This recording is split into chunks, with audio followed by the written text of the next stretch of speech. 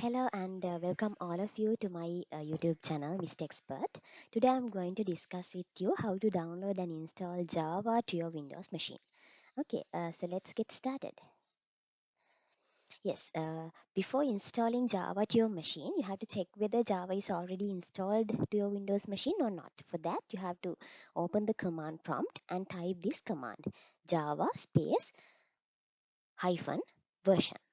And if Java is not available in your machine, then you will get an error message like this.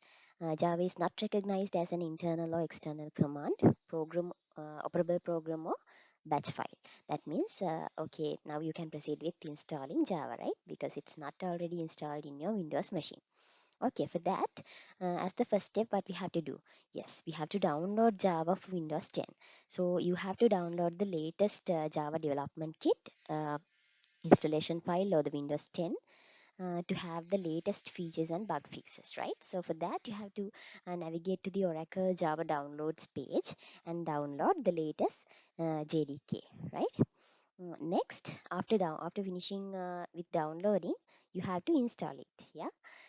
Then there's yeah for that for installation also you get two steps. First step is you have to run the downloaded file and then you have to configure the installation wizard. So once you run the downloaded file, you get something like this, a wizard. You have to click install first and then go on clicking next and sometimes when you get something like this, you have to choose the destination folder for the Java installation files, or you can move on with the default path, right? By clicking on next. And then you have to wait for the wizard to finish the installation process until the successfully installed message appears. So click close here. Yeah, now you have installed Java to your machine. So what you have to do next is you have to set up the environment variables.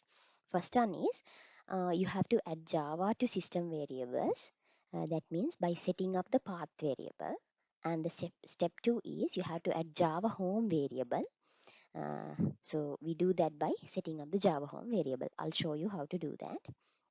And then after setting up the environment variables, it's recommended for you to restart your machine and then you can check the Java version. Then you will get something like this. The Java version, the version of the installed JDK will appear here. Okay, now I'm going to show you how we can do that, right? First, you have to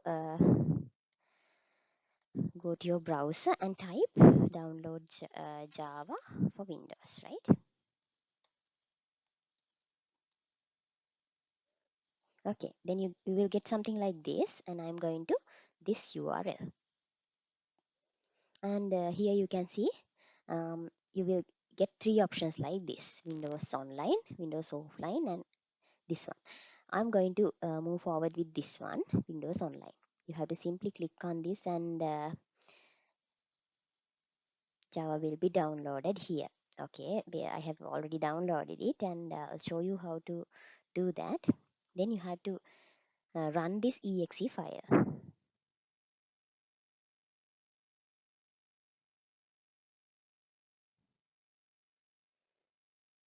Yes, now you can see a wizard comes like this. You have to click on install, right? Since I have Java installed in my machine, I'm not going to do that. So what you have to do is you have to install this one and click on next in the upcoming wizards windows as I have shown you in the presentation. Then once you have successfully installed this one, you will get a successfully installed message, right? Then what you have to do? Yes, after installing it, you have to set up the environment variables. For that, you have to type on um, this pane and open the edit environment variables. It's like this. So first, yeah, first you have to go to this path, right? If you are adding this path variable, if you are newly adding this one, you have to just select this and go to edit. Then you have to add the Java path here. Java path variable, you have to edit like this. So I'll show you how I have installed it. It's in my machine. It's in this location, right? The installed Java is in this location in C program files Java JDK 14.1. And if you are giving the path variable, you have to give this one up to the bin, right? You have to copy this and you have to paste it here. Since it's there in my one, I don't have to do it. And once you do this, you have to save and close it. And what next? Yes, I have to set the Java home, right?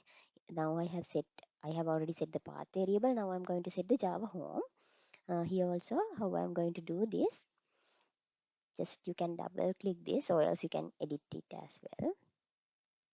In here, you have to give the variable name as Java home in block letters with a underscore in between. And as the variable value, I have to, so earlier we gave up to bin, now we have to go up to this one, 14.1. I think you are clear with this one. So after setting up all the environment variables, it's recommended for you guys to restart the machine. And then if you to like verify whether Java is already installed in your machine, you can open the CMD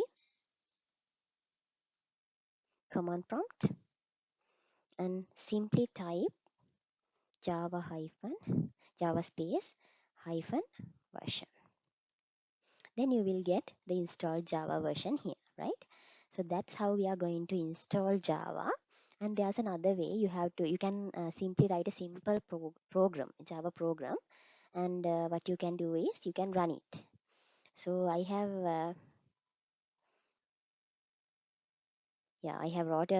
already written a simple Java program that is class hello world, and then I have added a print statement uh, to print hello world. Now I'm going to execute this. So the name of this file is example.java and it's there in my downloads location. So now I'm going to open a command prompt here, right? From this location. Okay, first of all, I'm going to do Java C example.java. Okay, it succeeded. So then a dot class file gets created by running this command. Now I'm going to execute it sorry,